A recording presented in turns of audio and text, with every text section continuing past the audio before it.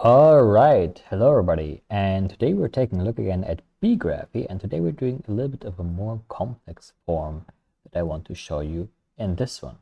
So I already have the script set out here, and I'm in the viewing mode right now at beegraphy, and here we have several factors that I was naming in the software itself and how I can change them. For example, the plate thickness, or also the rotation, and then also the amount of plates, how many there are basically, and then also radius is like the length of it, and basically having this basic defined rectangular form that we can then play around with and create some very cool shapes and form with it. They might be like useful, for example, for some table design or something that you want to use. And in this video, I'm going through the script of it basically, of how this would look like. So it would look like that. This is the basic form and how we have our groups that are then reflected within those groups here at beegraphy itself, right? Those things here, and those are then reflected within this thing here. And then how we are coming up with the basic structure of how we can actually design a piece of geometric furniture and then have it in the end published on the beegraphy way itself. So if we're going to the home and then we have the model, then I have the published beegraphy place, which then I can actually also sell for other people to look at. All right, so for this, we are starting with a new file. So we're going to go to beegraphy.com, and then you sign up, and then you are in the editor. Keep in mind, this is a beta version, so some of the functionality might be a bit buggy, but that's something that will be fixed over time, obviously. So we're going to create a new model, give it a name, and let's say it a rotary chair design or table design. So the thought process here is to create a rectangle first, which then gets turned around and then moved upwards.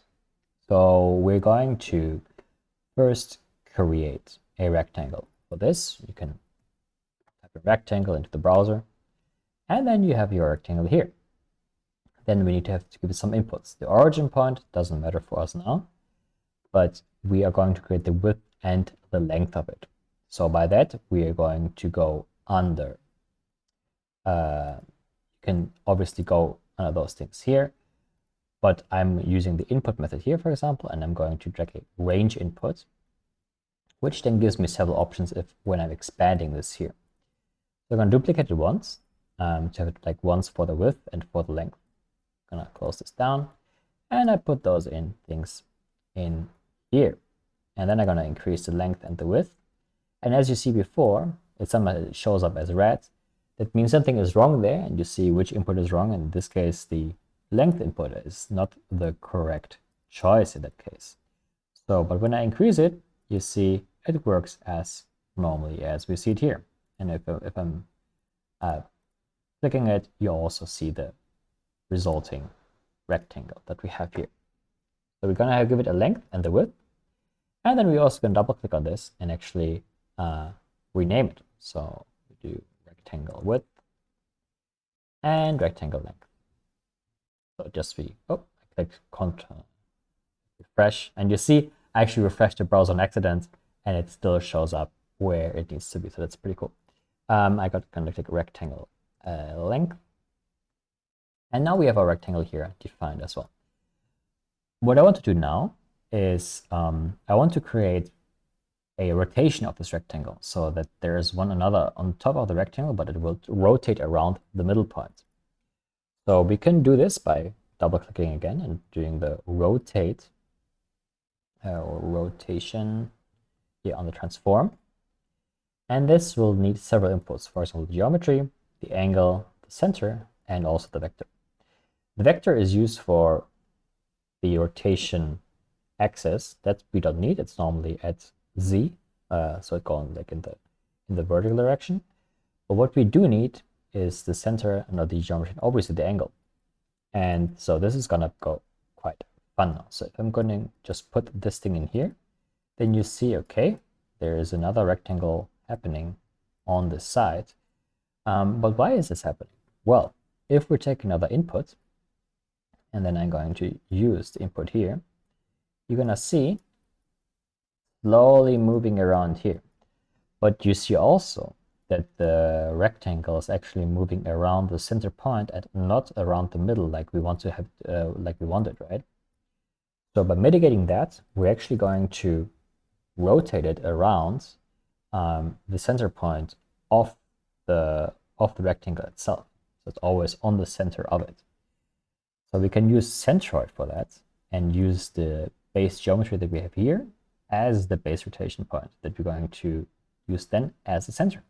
And you see now, it actually moves around quite nice and neatly around the center point of this geometry. Good. And now that we have that, so we have our angle defined and all those things, right? But there's only one, right? And it's like, I want to have several ones of those.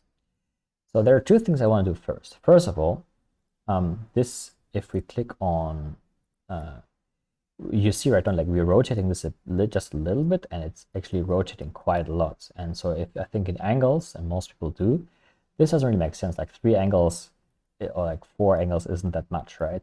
Like a lot more. It's because if you're gonna click on the options button here, and then we're gonna click on learn more, you're seeing that the rotation angle is defined by radians, not by degrees. So we want to transform the a rotation of degrees into radians in this case. So when I'm going to increase this, let's say to 360, then we have a gigantic number here. But then we also have a very cool input which can transform from radians to degrees. So we're going to go from degrees to radians. And we're going to use this as an input there and as an X at the output here.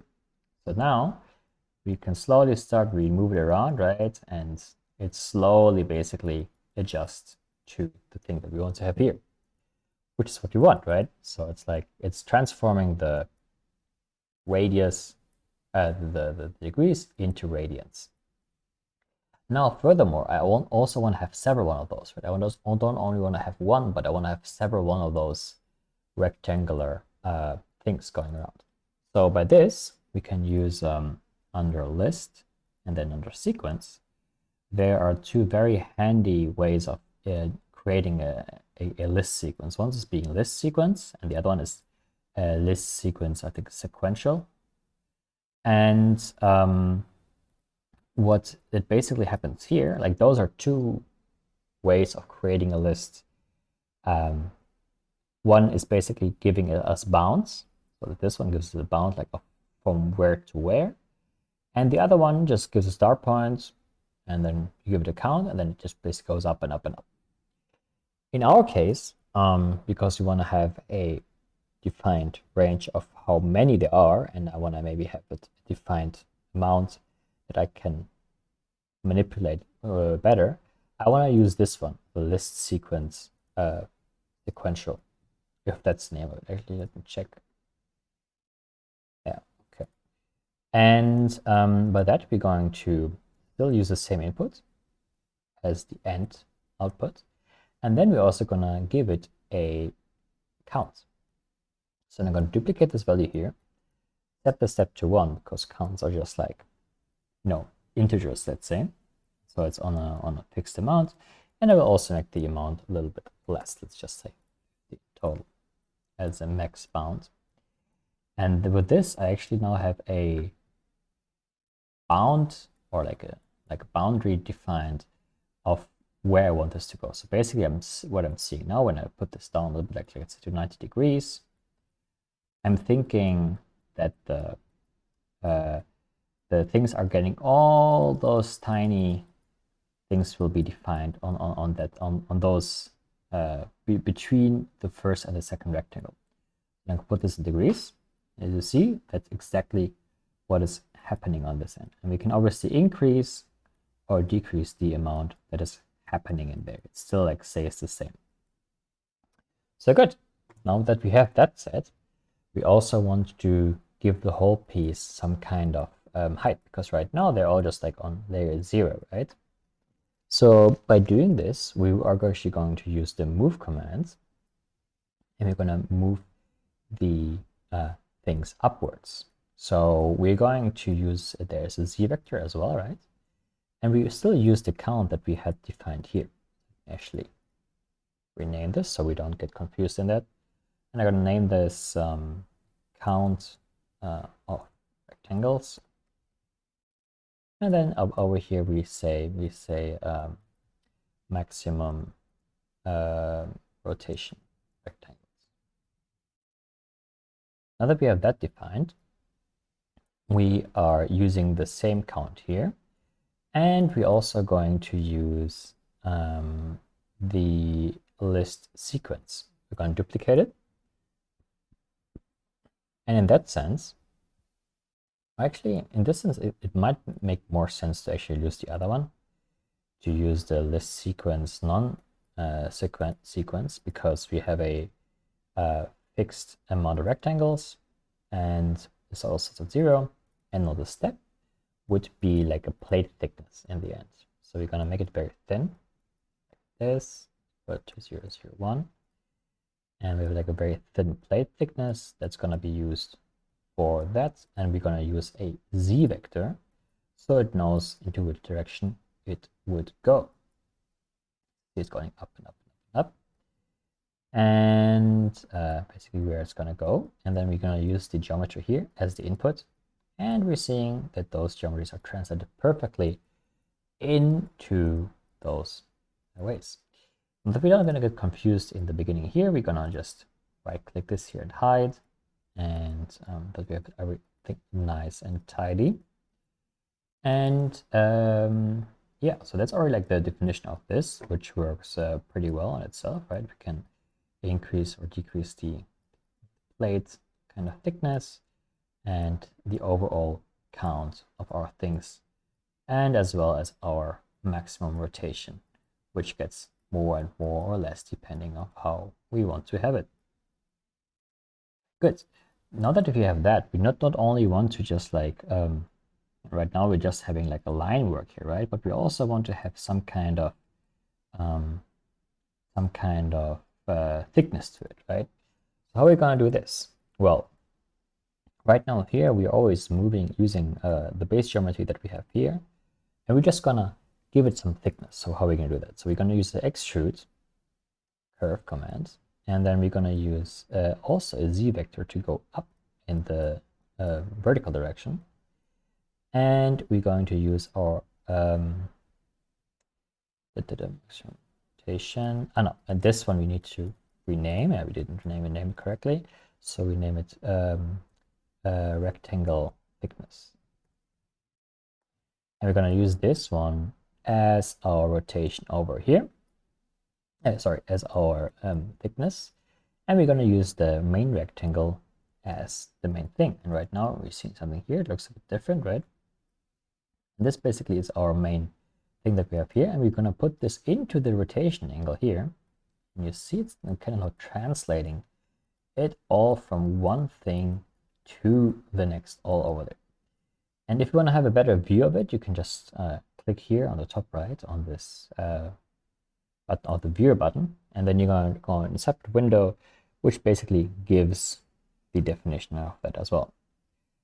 There are two things that are still a bit weird, right? So first of all, those things are all open. Second of all, they all have different colors. So how can we mitigate that? So we can basically do the following. I'm just gonna hide this one here. We first of all are going to do the cap command, which basically gives the whole surface, like it fills the holes, which are more or less reasonable. I'm going to use this as capping, and then we are also going to give this whole thing a color. So what we can do, we can go here on a material and then texture, and here it gives us the option to use a geometry, which then also where we can give it a color. And we can use color by just color picker. And then we can decide to give it some very warm orangey color or whatever color you obviously like. And the cool thing is as well, you can not only give it that, but there's also some ways of giving an opacity or roughness. Those are all like in Blender, for example, the ways of how much a metal is defined or not. Let's actually, in this case, give it some input there as well, which normally goes from 0 to 1, if I'm not mistaken. Yeah, I think it should be, let's see. So this would be the metallicity, metal, this double L, okay, it's 1L, right? And then we also are giving it a roughness and also an opacity as well. Opacity. Then we're also going to group those things together so they're kind of like in just this one material defining thing, right? So we say it's a material object, and it's all in this very nice and neat container here. And I'm gonna connect those then now together as well. And now when we click on the viewer button, we should have a result that goes something like this. Okay, let me see. Probably, yeah, we need to get the values up here a little bit. So we're actually gonna see something, right? And you see also very nice, for example, in the opacity, it's gonna like slightly, invisible. There's some Z fighting going on there. But if I get 100% capacity, we just see a very nice kind of reflection area happening in that sense. Well, obviously you can change the all the other inputs there as well. If it's going to be more metal or less metal, or have it like more rough or less rough. I always like recommend a value of not 1 in that sense. I like to have like a little bit of a, kind of shiny glow there. Oh yeah, there's one thing I still want to add, because right now it's all like very rectangular, right? But I want to also give it a little fillet, which basically makes a little curvature there in the end. So we're gonna use the fillet geometry, and we're gonna use another one. Whoops. Another one of those. Let's rename this again. Rectangle width, and rename this as the fillet rectangle. So we're gonna use this then as our main thing here. To use this as a geometry, you put the fillet there and use the radius here. We want to make it a bit less, obviously, not have it like such an extreme fillet in this case. And then we're going to take a look again. And I think it should be a way more, nicer way of it as well. Okay, you see, I think there it's doing quite a well interesting thing here at the corner. And when you have that defined, you can obviously, right now we should tweak with some of the base metrics. For example, those were very low, so we should have them a little bit up because people don't get confused, they don't see anything, right? And we might want to reduce this one here and make this invisible as well, because this is not something we necessarily need in here. And we're also going to remove the centroid and maybe also the base geometry that we have here. And when you have that defined, you can then also go into your main workspace, and you can then also publish those things as well. And this gets very interesting because here we can give it a title, a second rotary chair table, and then we give it some categories, for example, that people can identify your things a little bit better, right? And then we can also even have this very nice way of having like this chair is amazing. And then you can also give it like the typical web defined things. I like, then you can say, okay, cross it through. Okay, like this chair. Really cool. And then you can give it all those kind of things, and then kind of like add some stuff around it. This, and you should be able to give it some stuff. I think that's a little bit buggy, as I'm knowing I had some troubles with it before, but that's fine. Just a little plugin. And then you also can give it some tags as well that you can use it for, like, I know, like, okay, what is this for? Like maybe a 3D printer thing, a 3D print, abstract design, architecture element maybe, you know, and you can kind of like see also, like, you can look at those things yourself as well. And there are some categories which are already there as well. So people already put some categories here and that you can basically play on. And then you can also, which is pretty cool, give it a license definition where you can put those on a license that you have it for free out there, or a non-commercial or a paid version that people can use for it as well. But this time it's like a non-commercial version, and then we can simply publish, and then we have it online on this place.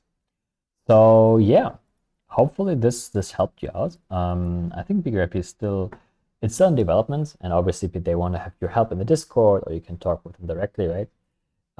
But so far it's a very cool, promising technique, and also the co-working together with this makes it very interesting and also very powerful, because